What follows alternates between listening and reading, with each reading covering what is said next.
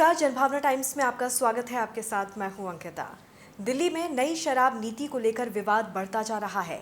दिल्ली के उप मुख्यमंत्री ने शनिवार को प्रेस कॉन्फ्रेंस कर एक बड़ा खुलासा किया है। मनीष सिसोदिया ने कहा है कि अनाधिकृत क्षेत्रों में शराब की दुकानें खोलने पर एलजी के रुख में बदलाव की जांच के लिए हमने सीबीआई को पत्र लिखा है। हम इस मामले को सीबीआई के पास भेज रहे हैं। उन्होंने कहा कि दिल्ली में नई एक्साइज पॉलिसी को रोककर सरकार को नुकसान पहुंचाया गया।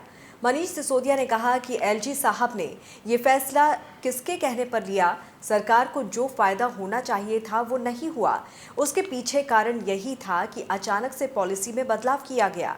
एलजी साहब ने अगर अपना निर्णय नहीं बदला होता तो सरकार को करोड़ों का फायदा होता।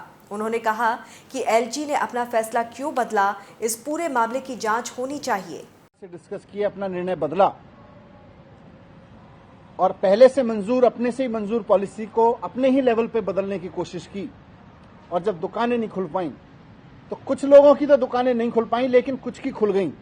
और जिन लोगों की खुली, क्योंकि दिल्ली में तो पहले ऐसे शराब बिक रही थी, जिन लोगों की दुकानें खुली उनको करोड़ों रुपए का फायदा हुआ, हजारों करोड़ रुपए का फायदा हुआ।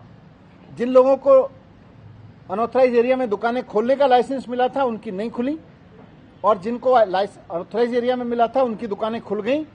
इससे जानबूझ के उनको फायदा पहुंचाया गया ताकि कुछ वेंडर्स को फायदा पहुंचे और कुछ को नुकसान पहुंचे।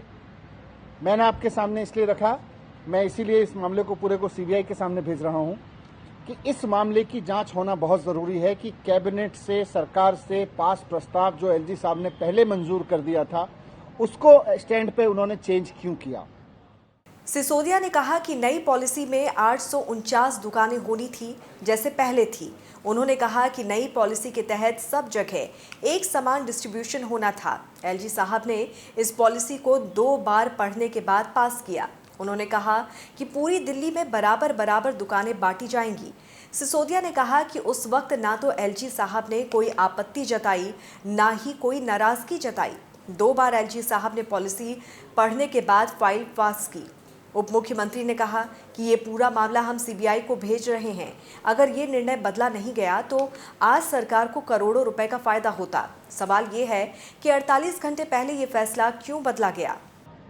वर्षों से पुरानी पॉलिसी में भी जिस तरह से दुकानें अनऑथराइज एरिया में एलजी ऑफिस से मंजूर होती आई थीं, अचानक एलजी ऑफिस ने अपना स्टैंड चेंज करके, एलजी साहब ने अपना स्टैंड चेंज करके उन दुकानों को फायदा क्यों पहुंचाया जिनकी दुकानें खुल गई थीं।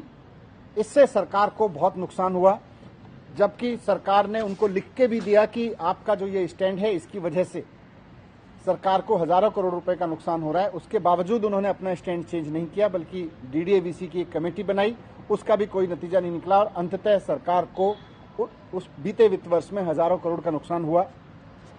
तो ये आज अगर निर्णय बदला नहीं होता तो सरकार को हजारों करोड़ रुपए मिलते।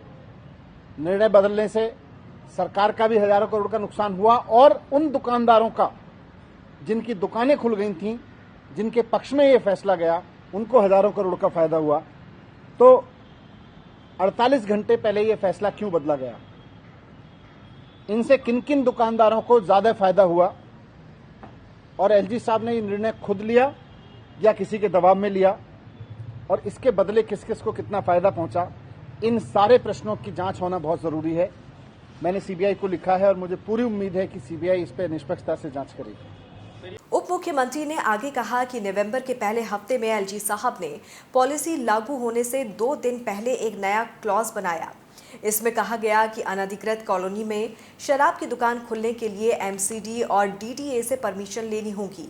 अचानक से एलजी साहब की इस पॉलिसी में क्लॉज लगाने की वजह से अनऑथराइज्ड कॉलोनी में शराब की दुकान नहीं खुल पाई।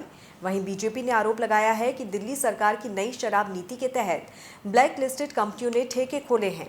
अब जब इस मामले में जांच हो रही है तो मनीष सिसोदिया की बौखलाहट सामने आ रही है। बीजेपी प्रवक्ता संबित पात्रा ने कहा है कि मनीष सिसोदिया ये बताएं कि नवंबर से लेकर आज तक वो शांत क्यों थे, अब तक प्रेस कॉन्फ्रेंस करके खुलासा क्यों नहीं किया।